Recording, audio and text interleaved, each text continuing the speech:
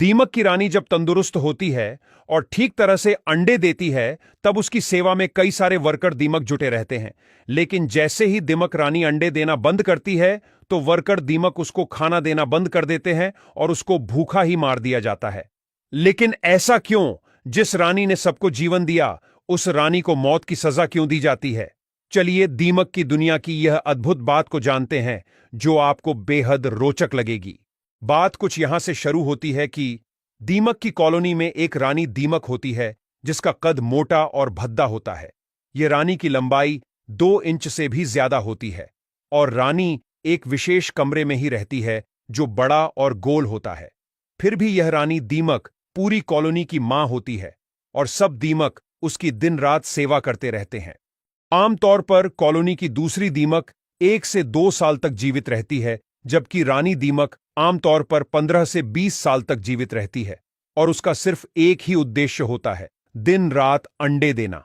इस रानी दीमक के साथ राजा दीमक भी सदा उसके साथ रहता है, लेकिन वह रानी से साइज में थोड़ा छोटा होता है और उसका मुख्य काम रानी के साथ मिलन करना होता है।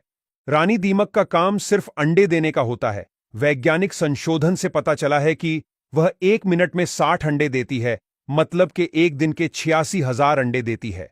जरा सोचिए, पूरे 15 साल के दौरान यह रानी कितने अंडे देती होगी।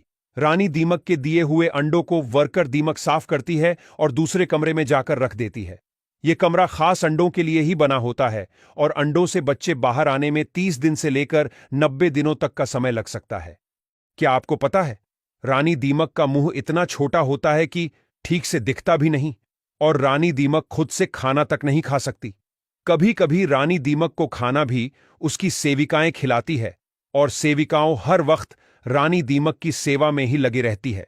वह रानी को खाना खिलाती है, उसकी मालिश करती है और रानी दीमक की सब जरूरियातों का ख्याल रखती है।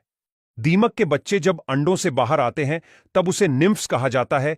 ये नन्हे निम्फ्स दिखने में बड़े दीमकों जैसे ही होते हैं, बस आकार में छोटे होते हैं।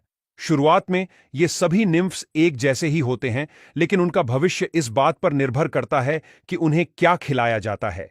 यह निम्फ्स अपने खुराक के हिसाब से वह रानी, राजा, वर्कर या सैनिक दीमक बनते हैं। निम्फ्स को अगर वर्कर या सैनिक दीमक बनना हो तो उसका भोजन सिंपल तरह का दिया जाता है, और रानी या राजा दीमक बनना हो तो उसको विशेष प्रकार का भोजन और मालिश दी जाती है, जिसके कारण सभी निम्फ्स का शरीर आगे जाके अलग अलग तरह का बनने लगता है। अगर रानी दीमक बीमार हो जाती है या ठीक तरह से अंडे नहीं देती, तब सेविकाएं इस स्थिति को समझती हैं और तुरंत हरकत में आ जाती हैं। वे रानी को विशेष भोजन देने लगती हैं ताकि वह फिर से अधिक अंडे देने लगे।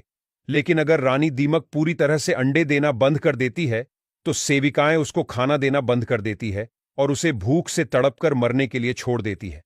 क्योंकि रानी दीमक अंडे नहीं देती, तो रानी उसके किसी काम की नहीं रहती। यही कॉलोनी का नियम है।